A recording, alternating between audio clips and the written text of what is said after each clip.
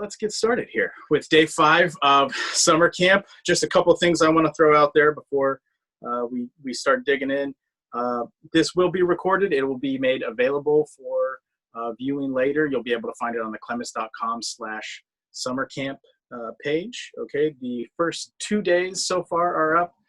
That's Saturday, which was the virtual festival, and then Sunday, which was our interview with Maggie Casey. So those are both up and viewable now. And I'll have the next 3 days, including this one, fingers crossed, and make sure, technology goes right. I will have all 3 of these up by tomorrow morning for you. The other thing is be nice in the comments. We've already got a couple people commenting in. So just be nice. Don't say anything that, you wouldn't want somebody else to say to you. And don't make us kick you off. Don't make us ban you. We really don't want to. I'm not going to read them. You're not going to? No. You don't have to. I'll read them. I'll filter them out for you, Jacey. Yeah. Especially those snarky comments from Karen Robinson over there, managing editor. Yeah. Or Pat Eisner. Yeah. Oh boy. This is bad. We should not be reading the guest list. Okay. So the summer camp concept, I just want to talk about it for just 1 second. We've got 8 days here. This is the 5th of 8 days. And normally this time of year, we're going to be in Estes Park at the Estes Park Wool Market, or we'd be in Albany, Oregon at the Black Sheep Gathering. And with COVID-19, obviously we're not doing live gatherings. So we wanted a chance to be able to get to talk to everybody, be able to do some demonstrations and talk to our favorite fiber people, and get to talk to our customers, our fans, and everybody that we would kind of otherwise normally get to see. So what we've done here with summer camp is we had the Virtue Wool Fiber Festival, which was on Saturday, and then we had 4 days of demonstrating and 3 days of this maker on maker session like this. This is the second one of these. Like I said, Maggie Casey was on Sunday. We have Jacey joining us today, and on Friday we'll have Judith McKenzie. And then we have 4 days of demonstration. So you can go to clemes.com/summercamp. That's where you'll find all of the info and everything going on there, okay? And I just want to mention a couple of our summer camp specials. The first one we started all the way back in March when COVID started going down, and we realized we weren't going to be able to make it out to shows. And one of our first cancellations was Fly Away back in April. So one of the first things we started was $5 flat rate shipping on any order under $50 and free flat shipping on any order over $50. So you want a drum carder, you want a spinning wheel, something big that's heavy and difficult to ship, it's free, right? Over $50, it's free. The other thing we're doing is with the purchase of an Elite convertible, you get 30 minutes of free FaceTime or Zoom video conferencing, as well as 4 ounces of good clean fiber. And for the Elite crankless, it's an hour of video conferencing and 8 ounces of good clean fiber. And then on the crankless double wide, it's 16 ounces of good clean fiber, as well as the hour of video conferencing. So we're giving you lots of opportunities to make up for what the questions that you might have been able to ask us otherwise if we were in a booth, or help getting your carder set up. So that's what we're offering. And those end on this Sunday, which is the end of summer camp. Okay. So with that, one thing I do need to mention is that during summer camp, we are doing prizes every day, as well as a grand prize. And the grand prize is a 1-year subscription to the Good Clean Fiber Club of your choice.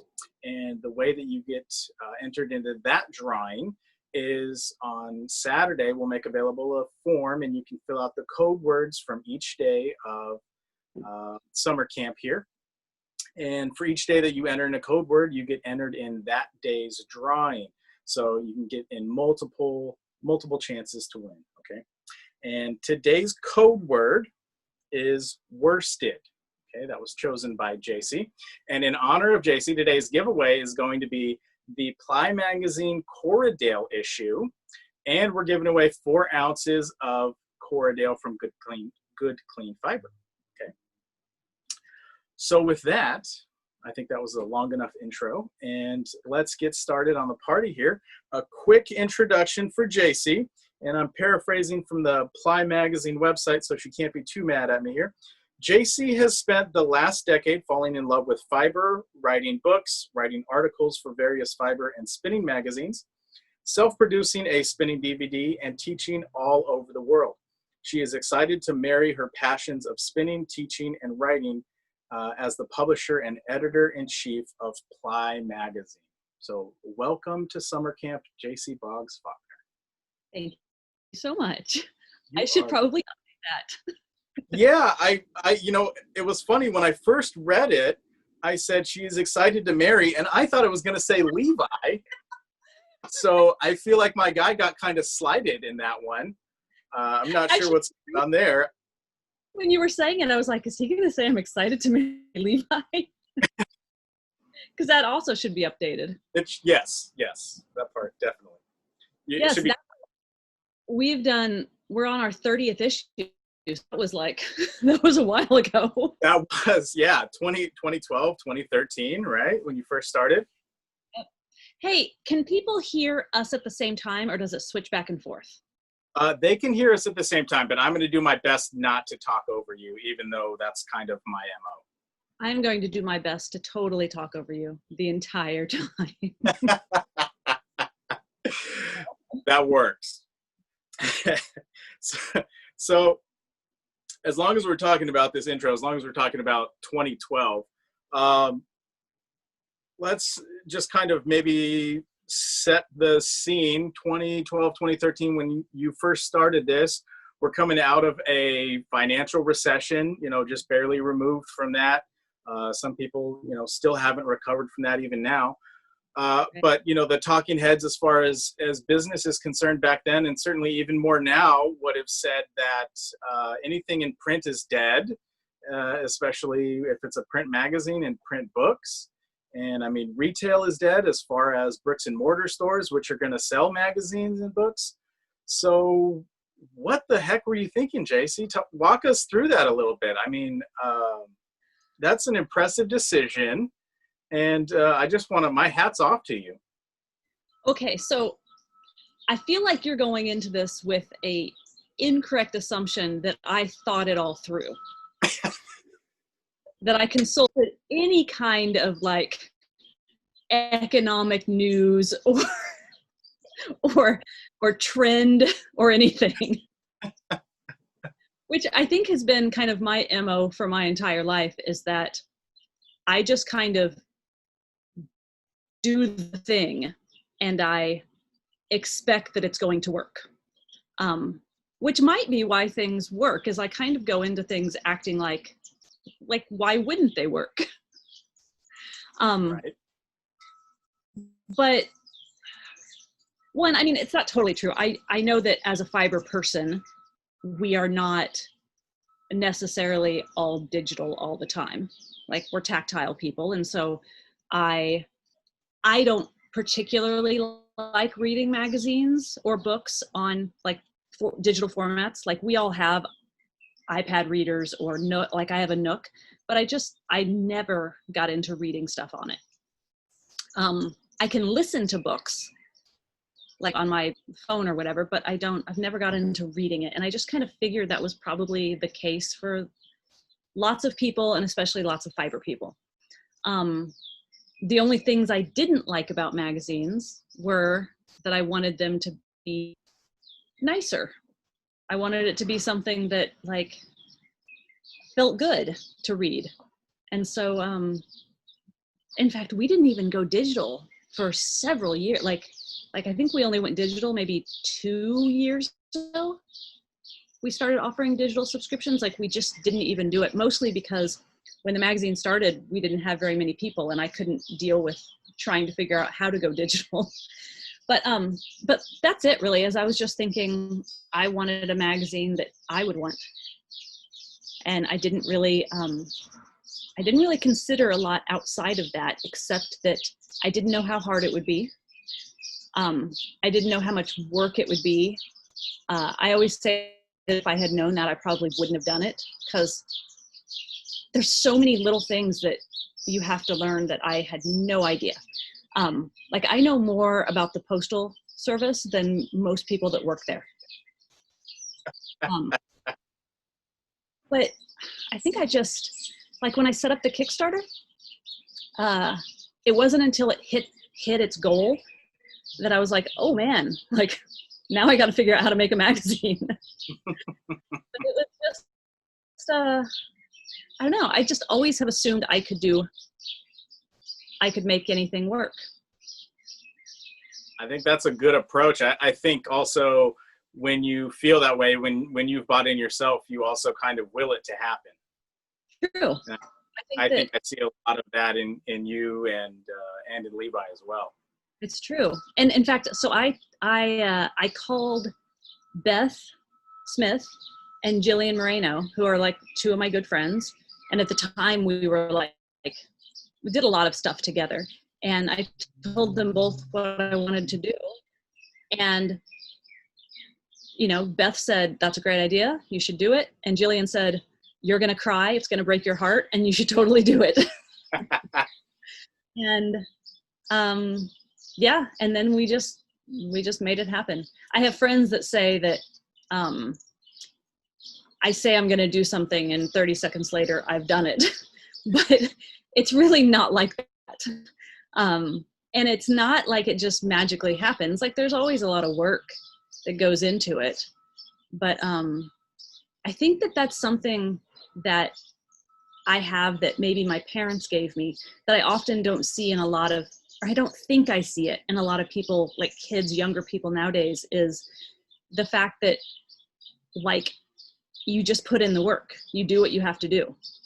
Like no matter what, you just do it. Like you don't let things fall apart. You do what has to be done. And I don't know if that's if that's something that's instilled in people as much nowadays as it used to be. Yeah. You know what I mean? I would agree with you. I mean, I think, you know, we're cut from the same cloth a little bit that way. It's like, it doesn't matter how much coffee I have to drink, whether I have to stay up until 3 a.m. or get up at 3 a.m., whatever it is, you know, when you've bought into something and you've invested yourself in it more than anything else, you know, that's when you're going to do whatever it takes to succeed. So yeah, I'm with you wholehearted right there. And I think, and go ahead. It's everything from like, you know, needing to edit like articles to shoveling the driveway or doing your dishes or, you know, cleaning out the chicken coop. Like it's literally, you just do what you have to do. And I don't really, I can't, it's hard for me to kind of wrap my head around not doing what you have to do. And I think that's definitely a mindset of small business owners, just in general, because yeah, if the floor doesn't get swept, that's on me, right? Like there's sawdust piling up and oh, this machine needs a bearing replaced. Like that's all on me. Like nobody else is going to come do it. You know, the machinery fairies and the sawdust fairies, they don't show up. Like as much as we hope and wish that they would, they just don't show up. I don't know if we're not leaving enough breadcrumbs or what it is, but those guys just don't show up. So, you know, I'm going to drink the coffee and do whatever it is I got to do to get it done. So that's 2012, 2013. Yeah. Wow. That's impressive. Now, were you also, I mean, at that time, I don't know how much you want to discuss this or not, as far as the magazine that is your competition, was there any thought of like, well, not competition. See, I've never looked at, like, I think that I think that when I made the magazine, when I like started it, I love Spinoff. I was writing for Spinoff. I like taught at SOAR. But I think that anytime you have one thing, one entity is the only one doing something, then it's easy to, and I'm not saying that like pointedly or anything, but it's easy to kind of rest on your laurels or not push yourself. And so like when F&W went bankrupt, I was desperate for someone to pick up and carry on Spinoff. Like I desperately didn't want it to go away because like it makes us better. What they're doing pushes us to do new things and hopefully vice versa. So I never considered them, I mean, competition. I still don't. I think when they were F&W, they did, like F&W being a bigger company, that's kind of their mindset. But I I don't think that Anne and Linda necessarily consider us competition.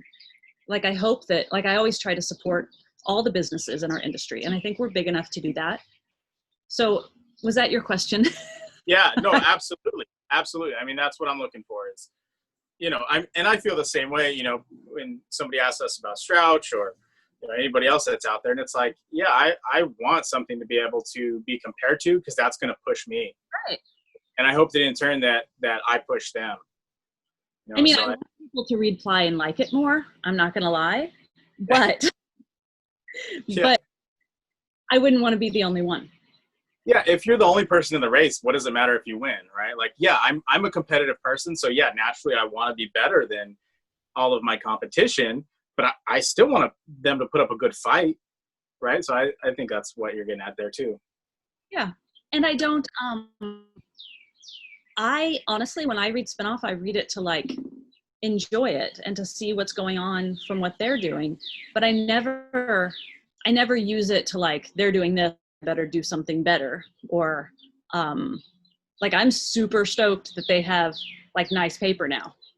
Like, it's so much better. Yeah. And I feel like we're really different magazines. I feel like we, like, sometimes our authors overlap, but I feel like we come at things differently, and that we even like, we feel different. And I think that's good. Yeah. I agree 100%. I mean, I think they are different. I think that they are getting better with their new ownership, and I think that's good because, and they're small. Yes, yeah, that's nice. And I think that when companies are smaller, you're a lot more nimble. You're a lot better to adapt and change and make things better. When they're in the middle of a large publishing company, it's really hard to do anything. And there was a lot of stuff going on with F&W where they were competing with everybody on everything. And now that it's back to being a magazine, right. With books, I think it's much better. Yeah, I agree. Yeah. Yeah. All right, what you got next? Okay. Well, let's see. There's all kinds of places we can go. But as long as we're talking about Ply and starting up Ply, what's with the name? Where'd you come up with that? Well, we went through a bunch of stuff, and we didn't want, to go back, we didn't want anything that sounded too much like Interweave. Like different. And even with that, I still, even today, I get people thinking that we are under the Interweave umbrella. So like, we considered Trello, but then we didn't want to leave out like spindle spinners, or the fact that we're like wanted to be about spinning in general.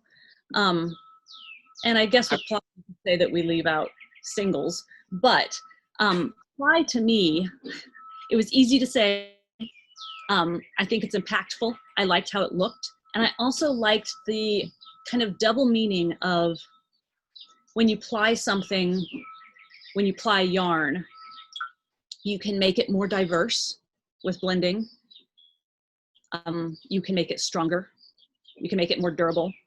So I kind of looked at the name as what I wanted the magazine to be, what I wanted the community to be, and what I want spinning to be. And you probably would have felt, you said something really poignant. I'm going to tell a joke here, but you probably would have felt silly calling it Trello when 10 years later, we're all about electric spinners, right? Kevin and Beth Hansen would not have been very happy. They were like, come on. What was Trello the first runner up then, or was there something? It was just something that we put out there, like when we were tossing names back and forth. We also considered like spin, but Ply was probably a really early, like we didn't like go through very many things before, or even seriously consider anything else. Like we just kind of, how about Trello? No, that sounds too much like this. And how about Ply? Yeah, that's it. Which again is how we do things. Very jump in. Yeah, you just decide. I mean, and it's almost a little bit kind of along the lines where I'm so bad at naming things, where when we decided to come out with Good Clean Fiber, I just literally said, well, what is it? Well, I guess it's Good Clean Fiber. Let's that, right? So like that was probably the second name that we came up with, and I don't think we even came up with a third, and I don't remember the first. So yeah, it's the same way, right? We're good at other things. We don't have to be good at naming things, right? It doesn't matter what the name is if the product is good and the content is good. Totally. People are going to, no matter what it is. Now, was there any consideration when you decided to call it PLY? How far along were you before you decided to come up with PLY Away? And Oh, God. was that like, oh, you know, if we call it PLY, we could also do this thing called PLY Away, which sounds better than Treadle Away? So far in the future. Okay. So when I started PLY, that was not on my radar at all. And in fact, SOAR was like, I was doing PLY. It wasn't announced yet, but we had moved forward with it. We were talking to people already before I knew that SOAR was canceled. And so I thought SOAR was like, I wouldn't have started PLY Away if SOAR had still been going on, because I thought it kind of served that niche. So in a way, people started asking if we were going to do an event, which again, like going digital, just was too much for me to think about, because when I started the magazine, I mean, it's everything from like figuring out printers to figuring out a printer in the United States to figuring out postage and periodical postage to, gosh, knowing how to work QuickBooks and advertising and layout and design, like everything. There was so much to figure out that going digital or throwing an event was beyond my thinking. So no, it was, and it was probably Jillian, honestly, that brought that idea. She goes by our developmental editor. That's her title.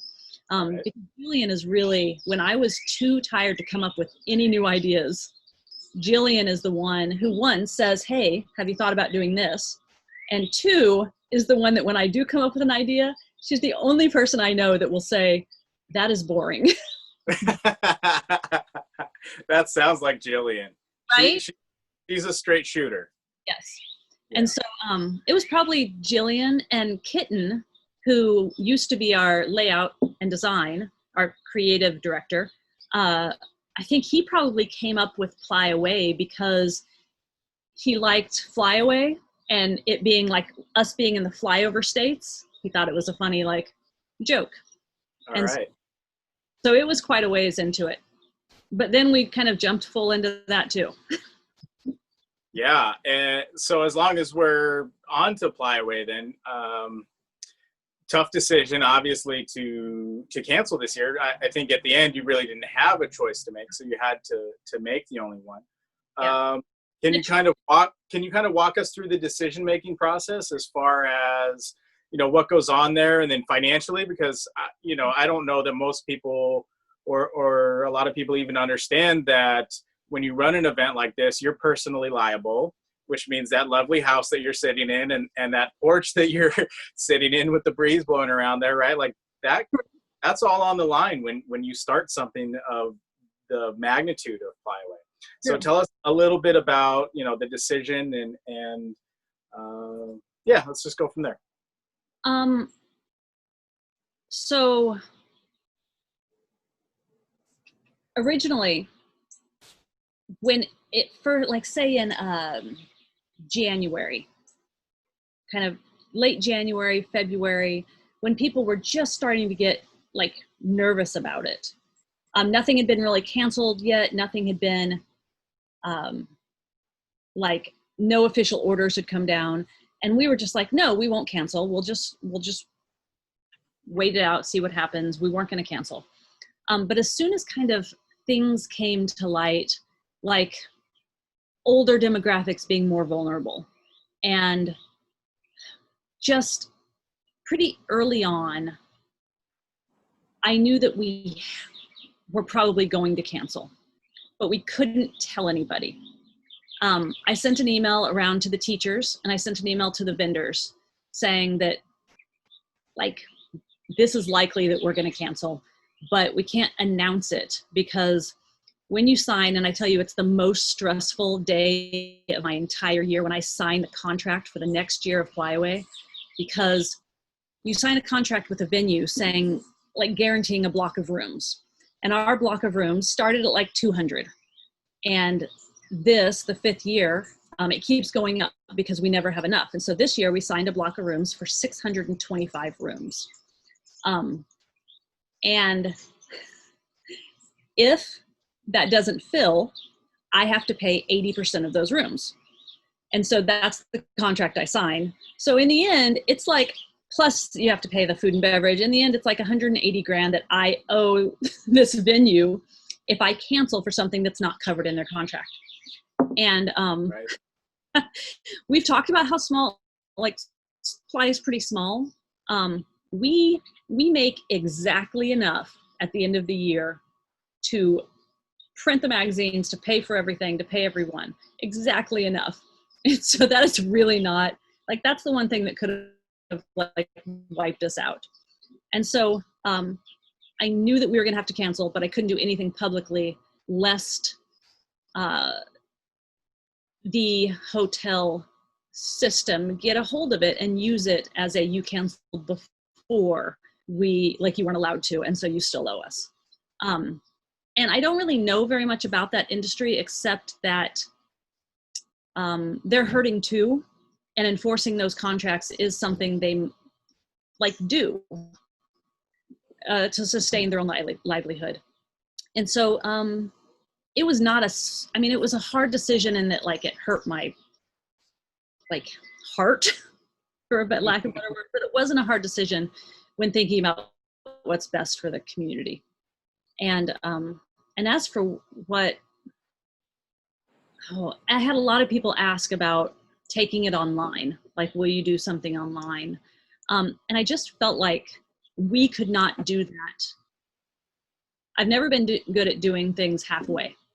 And going from Flyaway to in a hurry trying to switch all the classes to online something just seemed like it wouldn't be fair for the people that already paid for it. It wouldn't be fair, so we just didn't. And we decided that if next year, well, at the time we didn't know that there might be a second wave, that it was going to last so long. And so we decided that next year we would just have, Flyaway 5.1. But I don't really know how that's going to go either.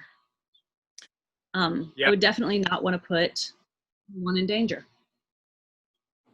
So, yeah, I certainly can't fault you for not going virtual. I mean, I don't think any of the festivals, I think Maryland was the first one, which was in May, almost a whole month after. And as far as that, all they did was a virtual Facebook for the vendors. So, there was no classes, there was nothing else. And I'm with you 100% that if you can't do it right, there's absolutely no reason to do it. And right. And I think to give it enough time, I'm sorry, I didn't mean to interrupt you, but I think given enough time and energy, someone might be able to come up with something that works. But it was so quick for us, and I don't have a person that does that, and I don't know anything about it. And so it just seemed like it would be hard for me to keep everything else running and try to handle that. I'm finally at a place where I can run PLY pretty easily, pretty smoothly, and still handle the magazine. But I didn't think I could add in learning how to do this whole new thing and asking all the teachers to also learn it right away. Yeah. So it takes a long time. I think that's one of those things people don't understand when you're running something like Flyaway.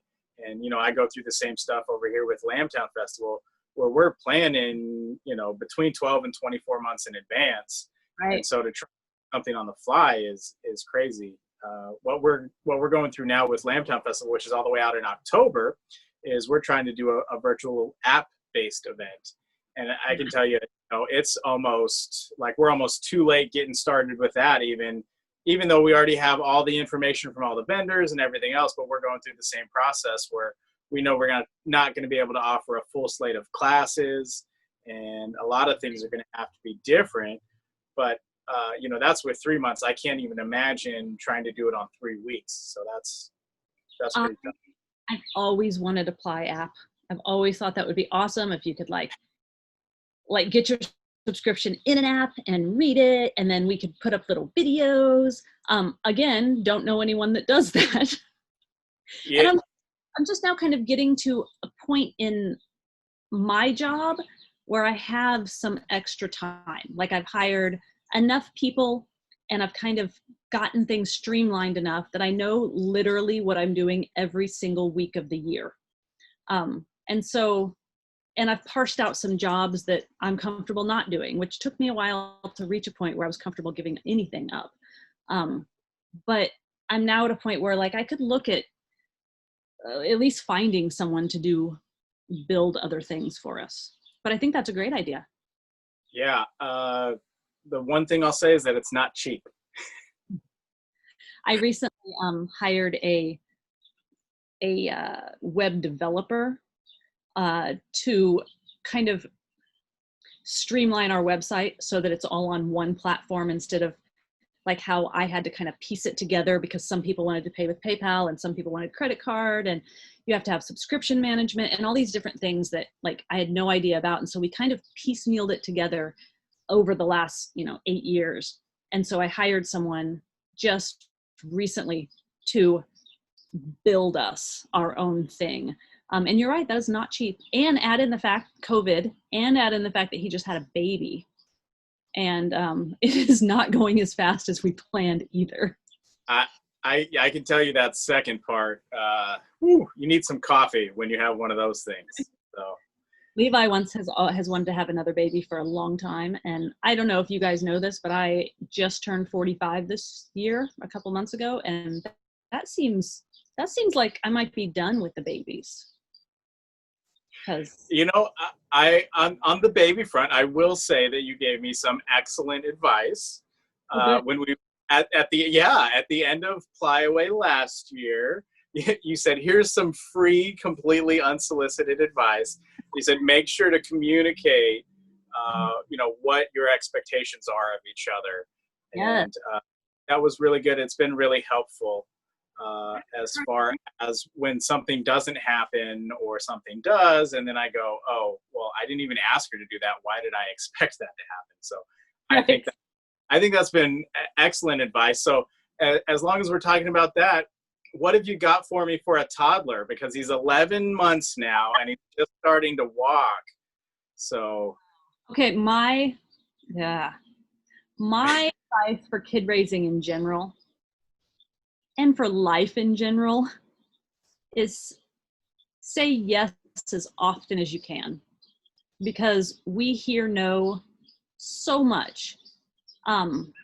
Like in everything in life, you hear no about everything. And sometimes it's just a default because people don't want to mess around with what it would take to say yes. And sometimes, like I even get this with my kids right now. My 13-year-old will say no to my 10-year-old for no reason at all. Like, can I play with your car? And she's not playing with it, but she'll say no. So just to say, not like be so permissive that your kid gets to do whatever they want, but save your nose for when they matter. Say yes to as much as you can. Save your nose for when they matter. I like that. That's a good one. Yeah. So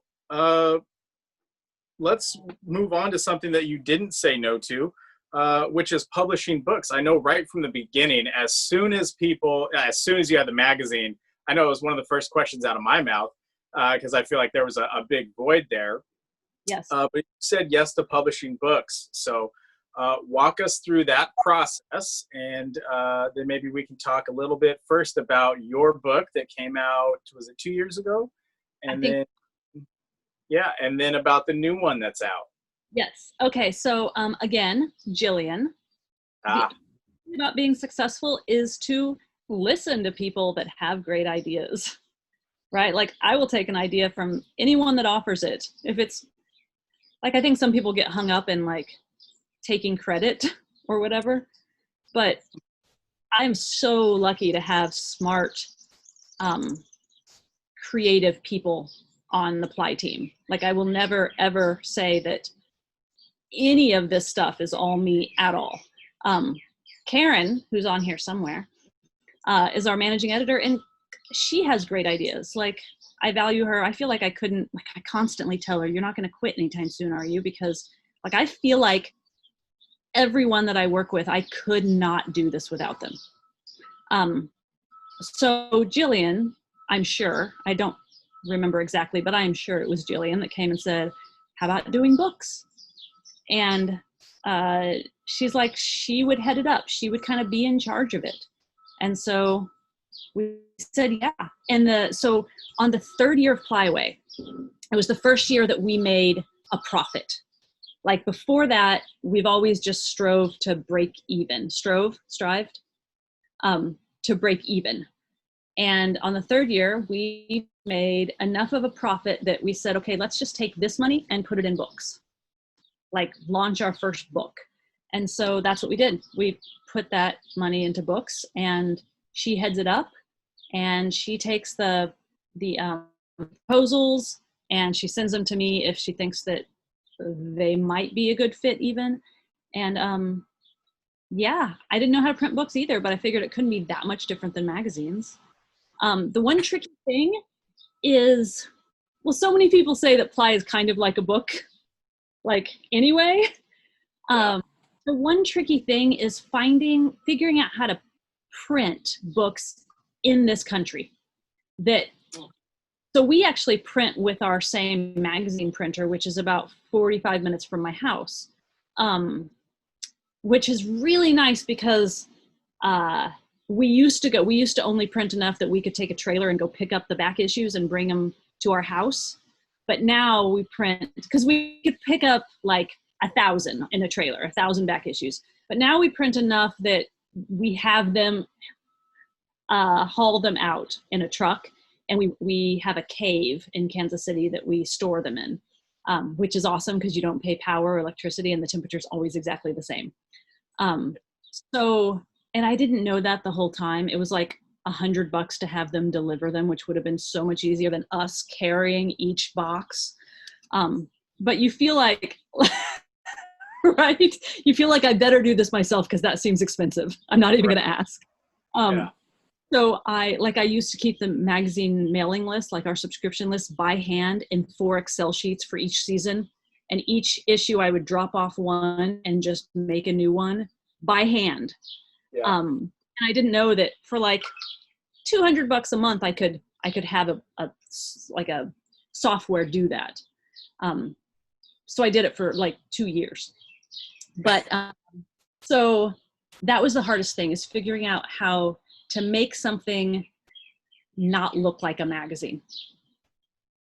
So up to this point, our old creative director has designed them, has laid them out, but he is no longer with the magazine.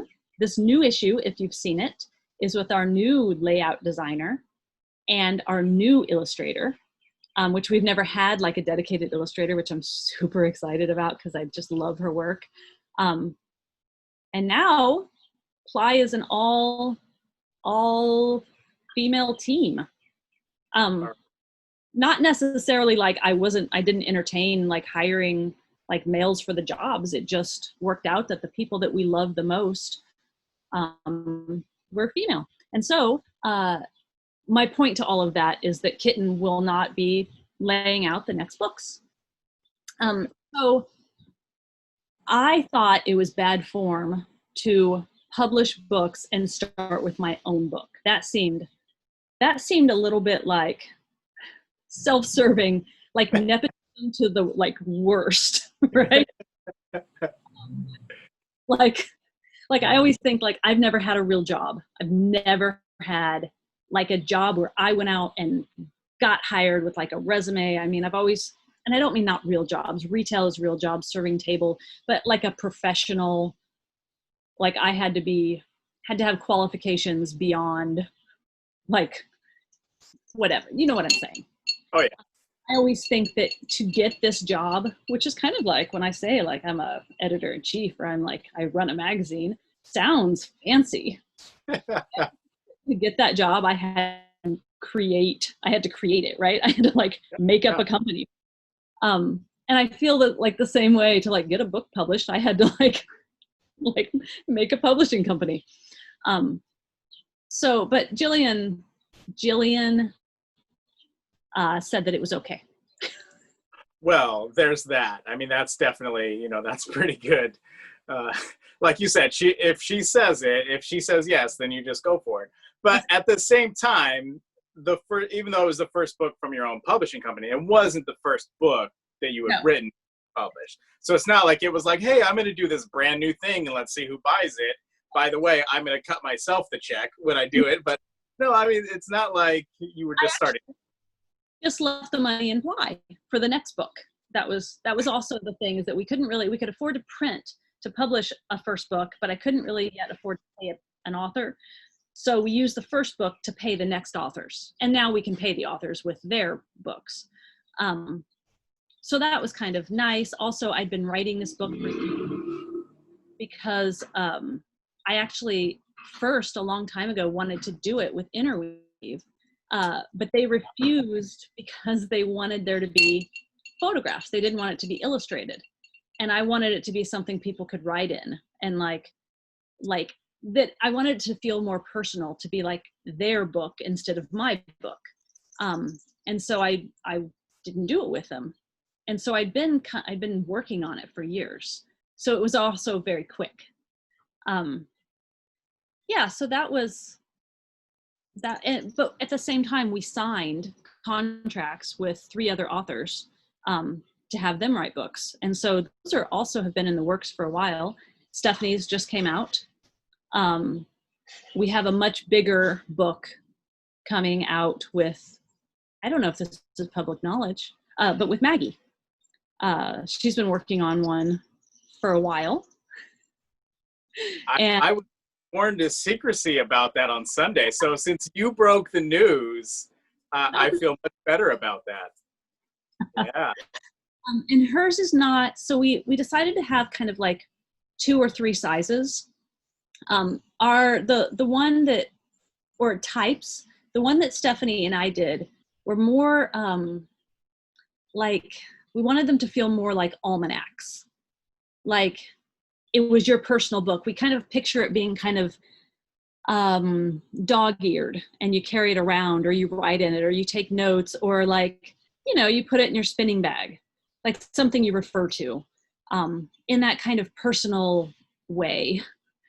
The next book we thought would be almost more like spinning books have been in the past, like not in the same shape or feel of spin-offs books, but more like that, or Soar's book, not Soar, Interweave's book, more like you put on your shelf and keep and you refer it. And then we thought one other, like when Judith writes a book, like that kind of, like the big book of Judith, or the big book of, like the big book of spinning, that kind of big book. Yeah. Those are kind of the three things we had in mind. Whereas Maggie is writing the middle, like this is a spinning book, like you put it on your shelf and it's awesome and it's glossy and it has beautiful pictures. So those were the plans. Those are the plans. Okay. Well, let's talk about that very first book then that you wrote and that PLY Books published. Like I said, it's got nice paper in it so that you can write some notes in it.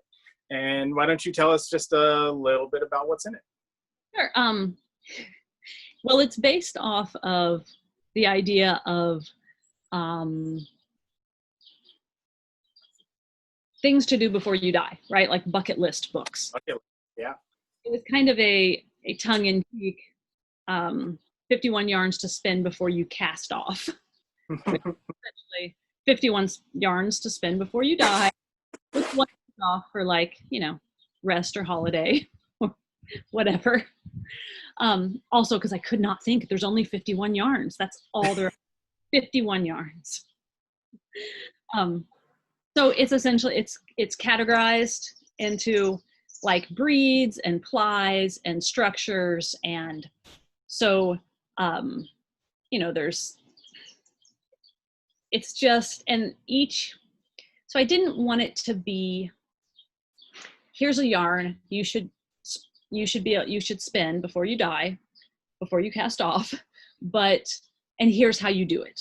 I wanted it to be something that supported the rest of the community.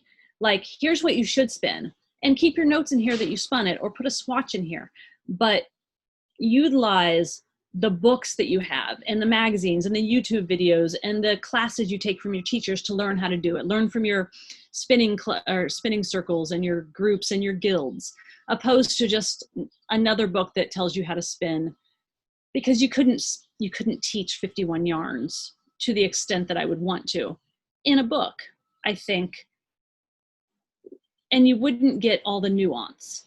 So I wanted it to like support all the other community resources. So it, instead of having like exactly how to, it has more kind of history and tidbits and trivia and like interesting things about the yarn that you're talking about, or its history, or who came up with it, or how to spin it in like a nuance opposed to an instruction. So that was kind of, and for them all to be kind of illustrated in this kind of cute hand-drawn way, opposed to a photo where you feel like you have to create the yarn that looks like the yarn in the picture. Right. So, and it is a cute little book. It is a cute little book. And I do like the fact that it's very much a whet your appetite, kind of a little appetizer, right? Like you say, oh, what can I do with this breed? Or I want to get into this. And then, and I think the phrase that gets used a lot with fiber arts is the rabbit hole, right? So I think this is one of those where if you're looking for your rabbit hole, now you're in the fiber arts and now you really want to fall down the rabbit hole. Well, here's 51 different holes you can fall down, right? And each of them has their own very extensive, very deep network of rabbit burrow that you can fall down. But, here's just, here are all your options. Maybe that would be the alternative name, Guide to 51 Different Rabbit Holes You Could Fall Down, maybe. Right. Yeah, I also, I felt like with illustrations we could do this, which is one of my favorite things about the book and magazine, is we could do this personal community. I feel like so many books and magazines try to not address the fact that they're a very present, immediate part of a community. Like they try to be above it, like handing down knowledge instead of sharing it. I don't know if like it's more of a mindset, but I wanted the book to feel like you could go through it and be like, I know that person. So, or I've taken a class with that person. So a lot of the illustrations are people from the community. And so like there's a picture of Beth Smith, there's an illustration of Beth Smith, and they're telling you that like, while I say one of the things you should do is spin a medium breed, Beth Smith says there are no such things as medium breeds. And so there's an illustration of her in there saying like wearing a tiara, which if you know Beth Smith, you know she always teaches in a tiara, saying no, no, no. And Margaret Stove is in there. And so I thought I liked that idea of people being able to look through it and be like, oh, I've taken a class with her, or totally, she always wears that. So it's kind of like that. I just really love that knowing people and people knowing people. Like I said, what I did by hand, the mailing list at first. And so I recognize, I mean, really, when I do the name tags for Flyaway, I know probably every name. I've seen it on a mailing list or they've been to Flyaway. Like I recognize those names. When I look through this list, I know so many of those people by name or by face. And I think that that's a really rare thing for a publishing company, for a magazine, for a community spread so far across the world. And I think that it's one of the like beautiful things about our community. I hear you. I like it. I can picture you now labeling name badges for Flyaway and going, oh, Terry, oh boy. Yeah. Yeah. I look at a class list, I'm like, oh no, those two people cannot be in the same class. Yeah, like I hope they aren't sitting next to each other, right? Yeah. That's a pretty good synopsis of the first book there from Ply. let's talk about the second one a little bit. This one's brand new, just came out at the beginning of this month, I believe. Is that right? Yes. Well, yes. And it was supposed to come out, it was going to be released at Flyaway, but that kind of got pushed. And then there was a lot of kind of trying to figure out that. And I tell you, it took me forever to refund everybody's money because I had to do each one by hand. And then so many people very graciously gave us a portion of, like, let us keep 10% or 20%. There were a couple people that said, keep the whole thing. And then we split that money according to how many classes the teachers had and sent it to the teachers, so that I was really worried about people that their whole income is teaching, to not be able to teach and get that money. So I split it up and sent it to the teachers. Mostly I'm just saying that essentially took so long to do that it just got printed and it shipped out on like June 4th.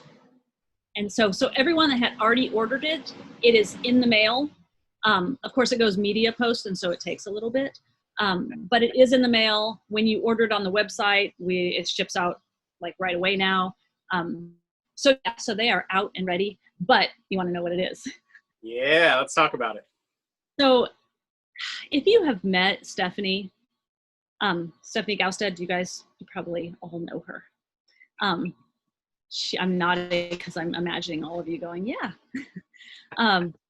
She is just one of my very favorite people ever. Like, I can't even, like, knowing her is like being in a hug all the time. I just love her so much, and she has so much knowledge, and she's so gracious with teaching you, like sharing everything that she knows, and she knows just a staggering amount. And so her book, and she also knows from living with Alden and building tools with Alden for, so many years, she knows a lot about tools, and tools that aren't necessarily big tools but like things that you might have around or you've never heard of, and how they can improve your spinning. And so this book, again, is like a kind of almanac-y, motherly or grandmotherly wisdom passed down. That's what we kind of had in mind when we did it. It's all her own illustrations. And whenever she writes for the magazine, she always illustrates her own articles, which are great. So all her own, like, hand-drawn illustrations. It's all her own words. One thing I always strive to do is keep an author's voice. I think that it's a mistake that magazines and books make, is to try to make a magazine or a book feel like the publisher instead of the author. We're a small enough community and we have so much personality that I really want those to shine. And so she has such a particular way of talking and writing and teaching that that it's just her. It's just really her. And so it's essentially a spinner's dozen, which is 14, by the way, because a baker's dozen is 13, but spinners need just a little bit more. So spinner's dozen is 14, we've decided. And so it's 14 like darn useful tools, and everything from a distaff, like making your own distaff, to combs, to things you've never heard, like hex, things that people don't know, things that people do know, how to use them, how to like makeshift one. And it's kind of in this, she wrote it in this way of like, hey, you came across like your grandma's attic, and here's some stuff you might find in it, and here's how you use that.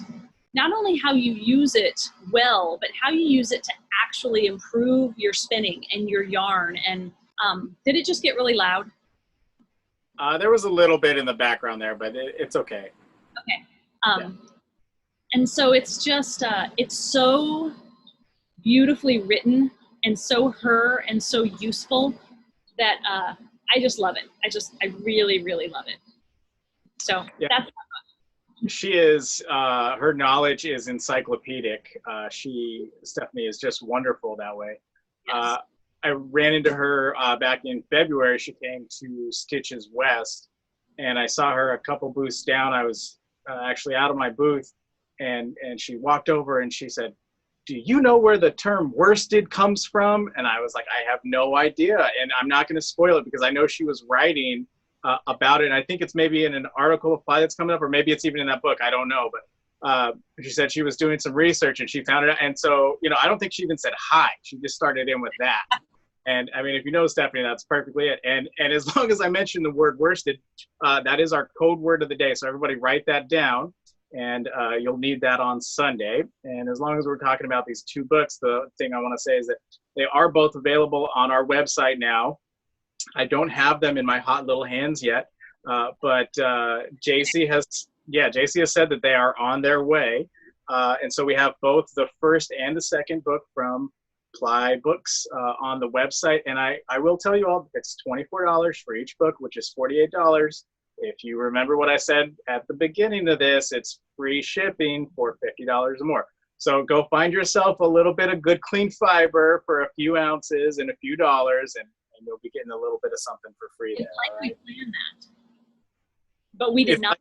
We did not. No, there was no collusion there, but it's almost like we did. Yeah. So is there anything else? Let's see, as long as we're talking about books, is there anything else on the horizon? I know you said Maggie's books, or Maggie's book. Is there anything else that you can talk about? I don't want to pry anything out of you before, you know, it's available to be put out there. But is there anything else that you can talk about at this point? Well, Maggie's book, Jillian's working on a book, I'm sure. I mean, you didn't hear it from me. Michelle Boyd is working on a book, and I actually have a plan. I have an idea. Okay. Which I haven't really told anybody yet. But I have a kind of an idea of I don't even know if I can explain it well. I have an idea of touring around, not teaching, but meeting. And I want to go to people's houses once this is over, and I want to go to their spinning circles all over the country. And I just want to drop in and spin for the night and hang out with people and meet people and talk to people and spin with people and learn stuff from people. And I want to do it all over the United States. And that's what I want to do. Levi we've been doing some off-roading and traveling in this Forerunner that has a tent on the top. So we just sleep in the tent, and I want to meet everybody. I know it sounds crazy. You just wait. I like it. It's very ambitious and it's very vague. I like both of those things. Yeah. Okay. And so is that something that's then going to be a book, or is that some other digital format? Is this a podcast or a vlog, or we still have to flesh this out? You know, we're gonna flesh it out, but it mostly started with me feeling so much like, without being able to get out, without teaching very much anymore, without flyaway happening, I was just missing spinners. I was just missing feeling like I knew, like I got to hang out with people. And like I miss writing and I miss teaching. And so I just thought I wanted to do it. And also Levi and we rock climb pretty avidly. I don't know if you guys know this, but we are pretty avid rock climbers. And so I would also double it with that. Like we would rock climb all over the United States, and we would meet people and spin in spinning circles and guilds. And I was really interested in the idea of like not charging anything for just going, like not doing anything like that, not like I'm here to give a talk and here's some money. You know what I'm saying? I 100% understand. So I mean, I could talk a little bit about like this maker on maker thing that I'm doing, where I get to talk to other people. You know, so I have you to thank for the idea, because after the very first flyaway, I think it was 2014, Gordon Lendrum shared a van on the way back from the West End to the airport, and it was like a 45-minute ride. And you know, we made a few stops downtown to pick people up, and we just chatted about flyaway and kind of the industry and things like that. And when we got to the airport, this guy behind us said, I have no idea what you guys were talking about, but it was fun to listen to you. And so this idea that I had of Maker on Maker has been sitting around in my head for a while. And I've wanted to just have a conversation with the people that I like to talk to in our industry and kind of pick their brains, but let other people hear the conversation, kind of like they're sitting in the back of the van. And I mean, I think that's the same thing. It's that sense of community that we've been talking about all along here, and being able to connect with people. And I think that's also part of the success of PLY and both PLY Away and even the way that you're approaching the books is having that sense of community that's built in. And I think that's a little bit of what you're talking about as well. It is. I feel like that's one of the best things. I think anything you get really into is going to give you community. Like there are people really into a lot of different things and they have community because of it. It just happens that we all picked something where most of the community we have is pretty like awesome and kind and generous. And, you know, I mean, it's not like we're in a community for people, I don't know, knife sharpening, or I'm sure there's a community but or, you know, whatever, dogs that are more general, more random. But I think that, I don't know if it's true that I'm sure not everyone that gets into spinning or fiber, I don't know. You know what I'm saying? That yeah, I'm gonna be getting a lot of hate mail from the knife sharpening community. That's what I hear you saying. Yeah. Yeah, no, this is a very good, very open community, very, very trusting, and I think we take care of our own as well. I think that's important. I was once, I'm going to tell this quick story. I was once I was teaching at a retreat, and it was at a huge venue. I think it was DFW. And at the same venue, there was a beer brewers, like a home beer brewers retreat going on at the same time. And so there was all these people walking around spinning and knitting. And then there were all these people walking around with pretzels around their neck, drinking beer. Because between the kinds of beer, they would eat a pretzel, kind of like ginger with sushi, like it was a palate cleanser. So it was like two very disparate groups. And we were in an elevator one time. I was in the elevator with a couple spinners and a couple like guys with pretzels and and beers. And one of the spinners was spinning on a spindle and had, like, to be fair, had on like a knitted sweater and a knitted shawl, like on top, and like knitted socks and a knitted hat. Like, was like, I think we're the only people that can layer so many knitted garments or crocheted garments on top of each other. I think in general population, there's like a 2 or 3 limit rule, but especially at festivals, we can overlook that. She would a lot of knitted garments. And one of the guys with the pretzel necklace said, why do you guys do that? Like, why would you make your own yarn? You can go buy yarn at, you know, Walmart. And the spinner was so awesome because she came back so quickly and she was like, you can buy beer at any liquor store. And the guy was just like, I get it, totally get it, which was awesome. So there you go. Community's great. That is awesome. And I am now officially requesting neck pretzels for one. Yeah. All right. Well, we are a little more than an hour in. I'm going to start firing off some questions and comments as they came in here. Okay.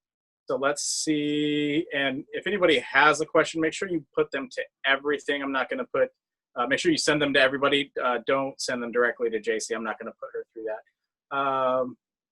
Royce says, your craftsy spinning classes were pivotal in getting me spinning. You were so clear and interesting, and your enthusiasm was contagious. Thank you. Okay. Let's see. Diane says she's learned so much from you, and PLY is her favorite magazine, in all caps, ever. Awesome. Yeah. It's mine too. Yeah. Yeah. Hey, 3 for 3. Even you can include me on that one. Okay. Let's see. Scrolling on down here, just trying to. Rosemary says she has a whole section for PLY on her bookshelf. You didn't just do it, you created a masterpiece. So, high praise. I am more proud of PLY than I am of anything I've ever done. And that's, I mean, and not just, like I said, it's not just me making it. It's so many people involved. And like, I am really proud of that, that whole endeavor, like how it turns out. And also just how I know that this, I don't mean like me, look how awesome I am, but that I've been able to stick to, I set out like a list of things in the beginning that I would promote on. And I've been able to stick to those things in a magazine that functions like differently. It's really different than how other publications are run. Makes me really proud. So that's awesome. All right. Okay. Robin says PLY is different from spin-off. To her, it's more educational than entertaining. So again, we're getting into very high praise there. Okay. Sarah says, I'm glad for both, but I'm also glad to have spin-off quality improved and hand-woven as well. Me too. Diane has a note, and this must have been back from when we were talking about the name PLY. She said, you also ply your craft or your trade. So that's one more little feather in the hat there. Carolyn wants to know, she says, you have a large number of authors from around the world. Did you know all these folks before you started PLY, or have you, air quotes, met many of them since? I did not know all of them. Most of them I did not know before I started PLY. But one of the things when I was traveling, because I used to teach every 3 weeks. For years, that's how like I supported the family, is that I taught a workshop every 3 weeks. And I met tons of people, and I was amazed at how everybody that I met, every trip, I met someone that had this like font of knowledge about something that I didn't know about, like some sort of spinning that was so much beyond what I knew, that I felt like if regular people that aren't like teachers, that aren't well known, had a way to share, that would be. And that's one of the things that I set out with the magazine, is I wanted to not just publish the regular names, because while they are valuable and important and I love them, it's staggering how much knowledge the home spinner, raised their own sheep, has about any particular topic. Like there are people out there that have never taught, have never written, but that are experts in an aspect of spinning because they've spent their whole life studying or learning or raising or something. And so I wanted to be able to feature those people and help them share what they knew. And that is one of the things that was really important to me. And I tried to tell people, I still try, that don't worry about writing. Like writing and editing we can help with. It's, if you're worried, like some people say that they're not great writers, but they're amazing at this thing, and I want to help them share that. And so no, I did not know them. I've met many since, and hopefully I will continue, because we want a lot of new authors. I will say that I make a point to have at least 30% new authors every issue. The same with PLY Away. I try to do 30 to 40% new teachers every PLY Away. Wow, that's tough. I mean, that's really increasing the reach and the scope of your work when you can't just go back to the well every single time, right? I mean, That's when I have a hole, I'll email Stephanie and say, I really want this to be in the magazine, which I do every issue. Like, I have a hole here and I need this to be filled, and I know you know this. So I do that a lot. But yeah, I do. I think that that's an important thing, and I think that it's important to mentor new writers and new teachers, because we have to keep it going. In fact, that's what, when I released like the video a long time ago, that's my first meeting with Morgane Wilder and Judith McKenzie. Is they came, I went up to them, I went up to Judith and was just like, I love you. And she was like, I've been trying to get in touch with you because I really like what you're doing. And she was really concerned, like I am now, that we need to find the next generation of writers and teachers that are going to kind of shepherd our community. And that's what she did with me. And that's what I hope to do with like as many people as possible, give them a voice. Now, one thing we didn't talk about was when you first came out with PLY, it's quarterly. It seems like there's a lot of content, a lot more articles, and especially when you're bringing new people on board constantly, there's a lot more maybe that could be written that gets left on the cutting floor or in the editor's room. Have you thought at all about going bi-monthly or publishing more often to blog posts or anything like that? I mean, if there are so many people who are, ready and happy and available to write and have good things to talk about, what are your thoughts on that? Well, one, oh my gosh. I am not sure that I have it in me to go more frequently, or that like it is the hardest thing about running a magazine that I had to get used to is the cycle. Like, you are never done. I'm always working on 5 issues at a time, right? One, I'm picking a theme. One, I'm accepting and going through people's,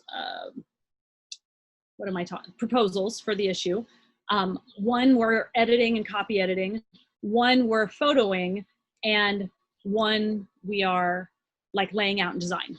So there's always, like, you're always doing so much.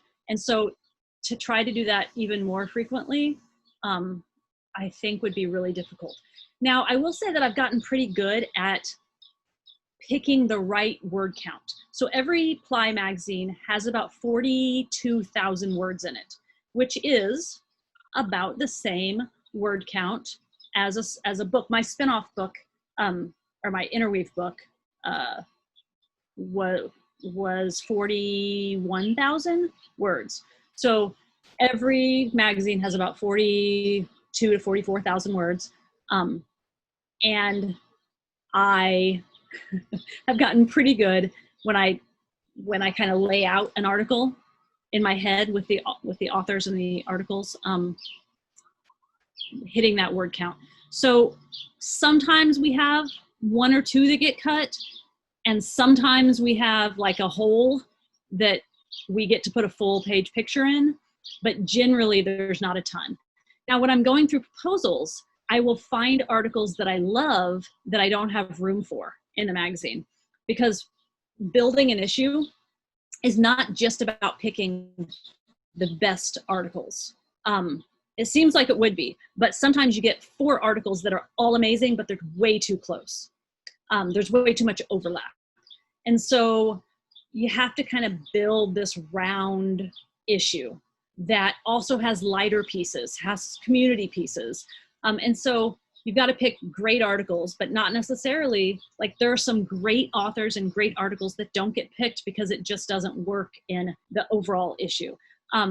I've started recently picking those and asking them if they'd be willing to write something for the blog or for the newsletter. And so that is definitely something that we're trying to do right now, is post weekly on the blog with things that we couldn't fit, that supplement the same theme that is currently out, but that couldn't fit in the issue. So yes, to answer your question. Gotcha. Perfect answer. I like it. We've got about 10 minutes left here. I'm going to go for a few more questions out of the comments. And there's a couple of them in here that are related to COVID-19. One of them was asking about how has it affected publishing of PLY, and Karen, who we talked about earlier, was happy enough to jump in on the comments and say, you know, everybody's already working remotely, so that hasn't really affected you that much that way. But there was a bigger question here from Anita, who says, it's pretty clear that COVID-19 is not going away, and many people who attend fiber festivals, multi-day retreats, and conferences for classes are older and more vulnerable people. What are your ideas for adapting your teaching and plans for the next year or possibly longer? And she asks that because you are one of the most creative and inventive leaders in the spinning and fiber community. So what are your thoughts on teaching going forward? I know we talked about earlier, this is such a tactile community. How do we translate that to web-based, or can we? Okay, so I'm gonna answer this quickly, but in 2 stages.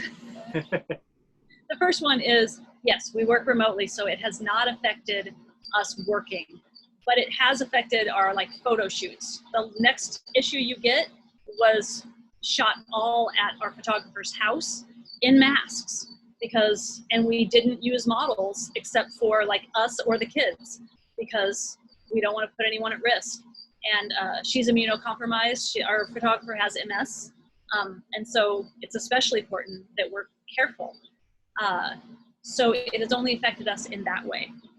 Except I think some people have had a harder time subscribing. Money is tight on some ends. And I've tried to, well, we don't have to go into that. But if that's an issue, they should email me. But as for teaching and going online, I feel like people used to ask me all the time, you must raise your own sheep. And I would say no, because I can't do everything. And I have to focus on the thing I'm doing so I can do it the best that I can. And there are other people who that's their passion and that's what they're great at, which is what makes a successful community that has really great stuff. Teaching is actually one of the things I'm passionate about, and I do love it. And Flyway, I have loved organizing it. I don't know about teaching online or moving our classes online. I'm definitely open to trying to develop something, and I think we could probably do a good job. But I would also need somebody to help with that, like Jillian with the books, to help run it or help develop it, with PLY kind of supporting it. Does that make sense? Oh, yeah. So I personally, I couldn't take it on like I took on PLY, where I have to figure out exactly how to do everything. But I could support it and kind of, I would just need someone to spearhead it. I think that's the word I'm looking for. Yeah, it's nice when, and I can speak from my experience with heading up Lambtown Festival. If somebody comes to me with an idea and says, hey, wouldn't it be great if we added this event? Yeah, that would be great. And that's kind of the end of the conversation. But if somebody comes to you and says, here's this turnkey, project that we can have, and I've thought it out, and here's how much budget we need to allocate, and I'm ready to spearhead it, and here's all the help that you need, hey, then we can go ahead and do it, right? So I feel you. In fact, anything like that, or even like, I have this idea, I'm willing to develop it if you can support it, whether that's press or financially or whatever. PLY is always all in for things like that. Like, I'm always in for things like that. I just don't know that, right now, I don't know that I can build something new. People used to ask me if I was going to take over, if I was going to also start a weaving magazine, because they wanted a weaving magazine like PLY. And I was just like, no. One, I don't know anything. I know very little about weaving. And the reason I can do PLY is because Like, I'm passionate about it and I love it, and I know a fair amount, enough to like do it, you know? Yeah. So, All right. so I like it. I can get behind them and I can help. But all right, next question. I'll go faster, I promise. Oh no, it's okay. We've got 5 or so minutes left here. We'll get to a couple more. Let's see. The one question in here was when will Maggie's book be available? I don't know if you have a date for that yet or approximate timeline. And everything is so hard with COVID right now. I get the same where people ask me, "Hey, when's my drum corner going to be ready?" I don't know. When are the motors going to ship to me? Right. So like a lot of that is it's not on me. Same thing, like it's not on you. Yeah. You know. So when we started books, I had a very, you can ask Jillian, she thought it was hilarious. I have pretty strict timelines for myself. Like I said, I know what I'm doing every week. You can ask Karen. I use a Trello board with a full calendar, and I know what I'm doing every week and what everyone that kind of works for PLY is doing every week, every year. And I had that for authors too. And it's kind of fallen by the wayside because authors don't often work, and not everyone works like that.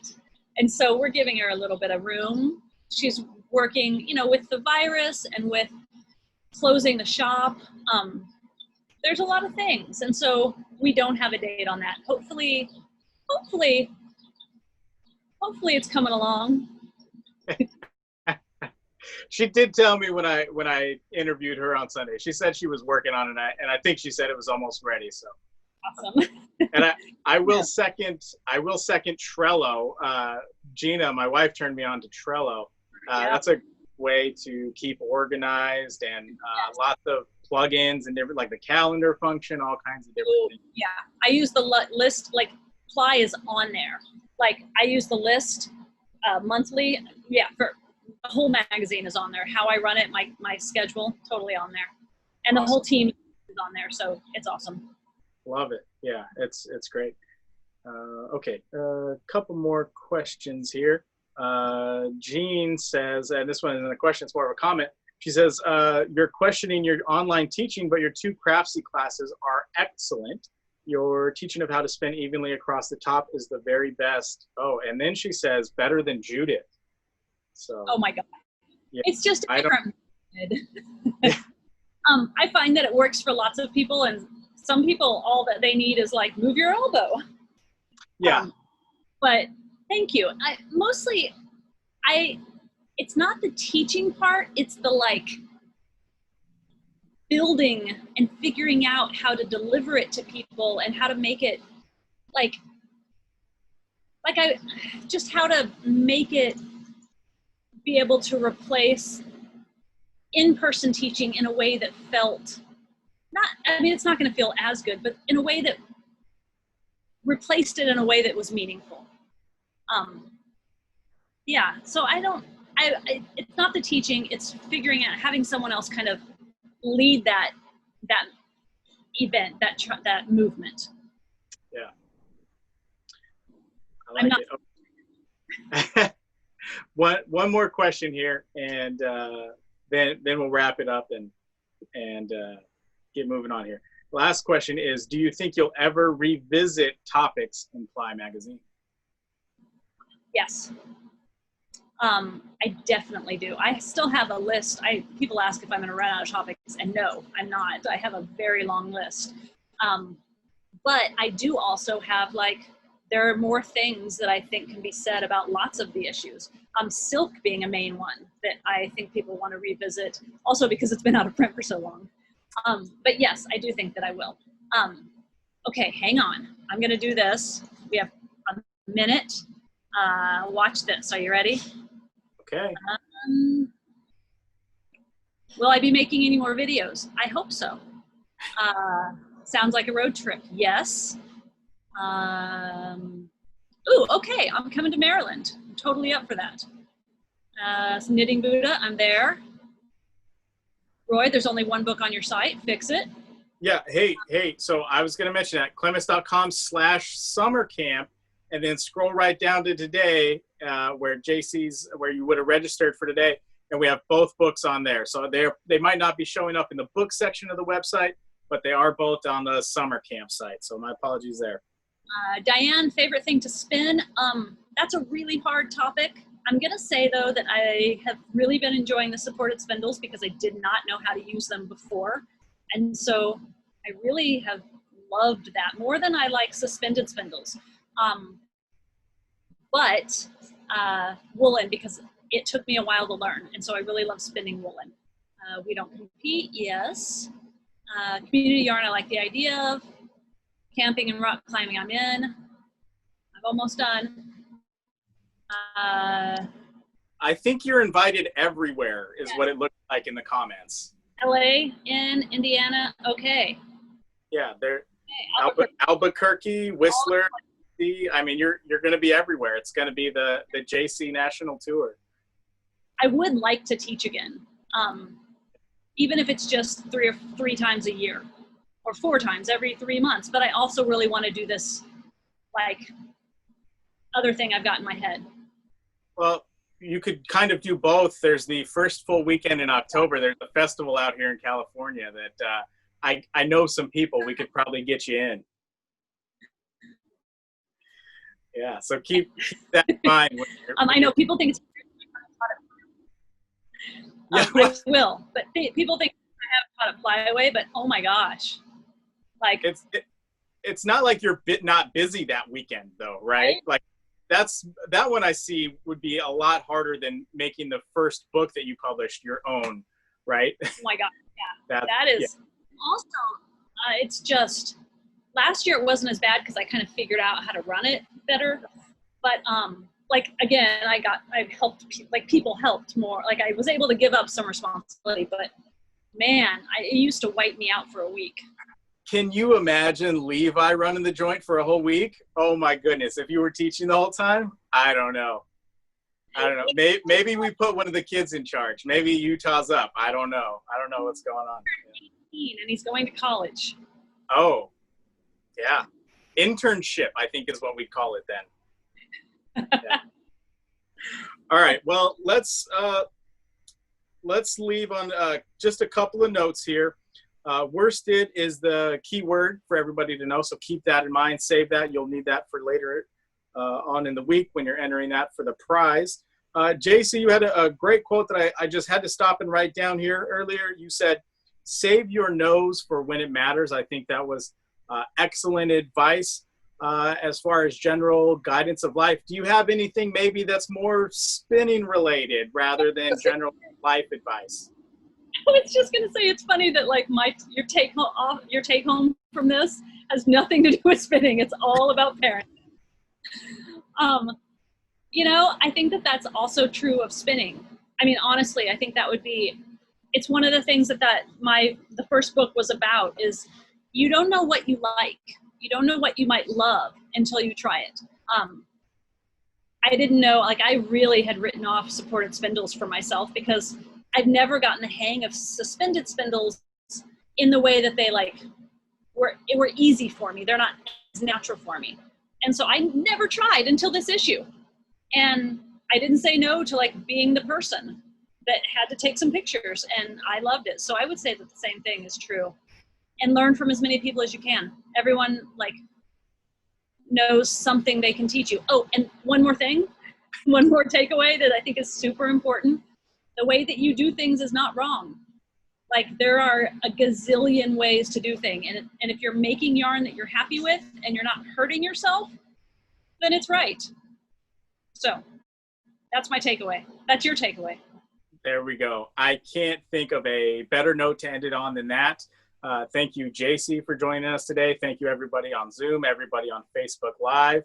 The videos will be posted later on at clemes.com/summercamp. That's where you can also pick up Jacey's first book from PLY Books, which is there, as well as Stephanie Gosted's book, the second one that's been printed by PLY Books. And yeah, I think that'll do it. You can join us on Instagram at Clemes and Clemes. You can find us on Facebook. You can also sign up for our email newsletter to find out about more events going on like this. And once again, the code word for today is worsted. Thanks, everybody, for joining us. Yay. Bye, guys.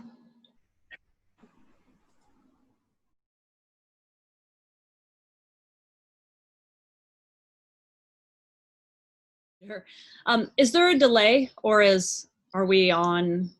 There's a little bit, but we're pretty close. Your sound and your hands are about in time, so we're pretty good there. Okay. So I'm holding up one finger. Yes. 2 fingers. 3. Okay. 3. Yeah. I had the option of making Zoom improve my appearance, and I was afraid to do it. Oh. I don't know what that means. Yeah. Karen is my managing editor, copy editor. And Karen manages me when I write articles for you. Yes, she does.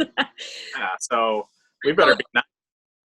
I call her the managing editor, and I think she calls herself the author wrangler.